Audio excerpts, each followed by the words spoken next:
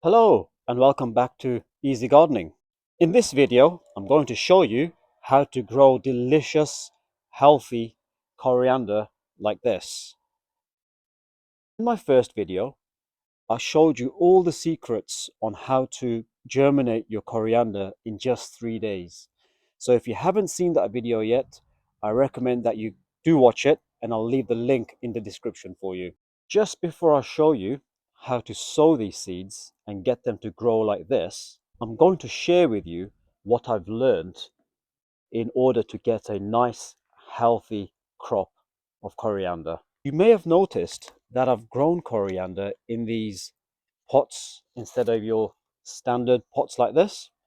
And that's because what I've learned is coriander roots, they like to grow deep rather than wide.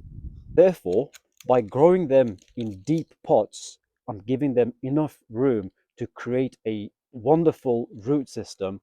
And then in return, we get an amazing germination rate as well as a healthy crop. In fact, let me try and take one of these out just so we can see what the root system looks like. And you'll see what I mean and how important it is to actually grow them in deep pots like this. So let me just try and open that up. Okay, wow. And then there you go. As you can see the roots are coming down rather than going across. So they're not shallow, they're quite deep. Now, if you grow coriander in shallow pots, you're not going to get a healthy crop. So this is what you're looking for. An amazing root system like this. You can see on each pot, the roots are developed well, they're healthy, and in return, we're getting an amazing plant at the top. Let me just put this back into here. Now, you may not have pots like this, and that's okay. What I would recommend is always consider deeper pots. So, for example, you can see the difference in size here. This is a lot deeper than this one. So pick deep pots when you are sowing coriander seeds. To harvest your coriander is actually very easy, and you have two options. You can harvest them as and when you need your coriander and garnish your food, or you can harvest them and then store them away. To harvest coriander is very easy, and all you need for that is a pair of scissors and a container with water in it, and you'll see why in a moment. Just something to bear in mind when you are harvesting coriander is once you cut it, it won't regrow again. It's not a cut and come again crop. So all I like to do is go fairly low and just cut a bunch of leaves, depending on how much I'm going to use, like that from the bottom. And then I'll just do another cut as well, just to show you. There you go. And it's also worth remembering that the younger the plant is, the more tastier and strong in flavor it is. At least I find that. Now, if you are going to use this straight away on your cooking as a garnish, great, go ahead and do that. But if you're not, this is where your water comes into play.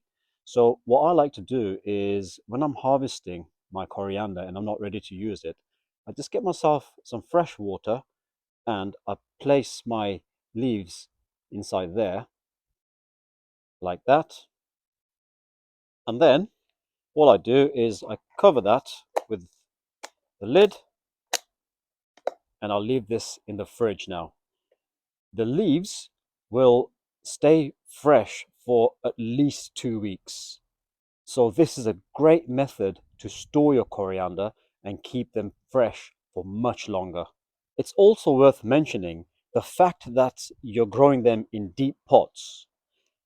The plant will grow to a good height instead of small plants. So that's another advantage of growing them in deeper pots. Next is the sowing. So let's do that. Here's the pot that I've already prepared using high quality compost, which is high nutrients. And again, I'm using these root trainer pots to grow the seeds. By the way, the seeds which we're going to be sowing are actually crushed seeds. And the reason why we crush the seeds before we sow them is so they germinate within 3 days. And if you want to know how to crush them, then again, watch this video that I've released previously, and the link is in the description. So the first thing we want to do is to just drain the water out like this. So we're just left with the seeds. I'm wondering if that water that I've just drained is actually healthy and high nutrients for consumption. Let me know in the comment section.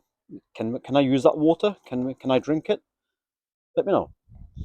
The sowing method is actually very easy.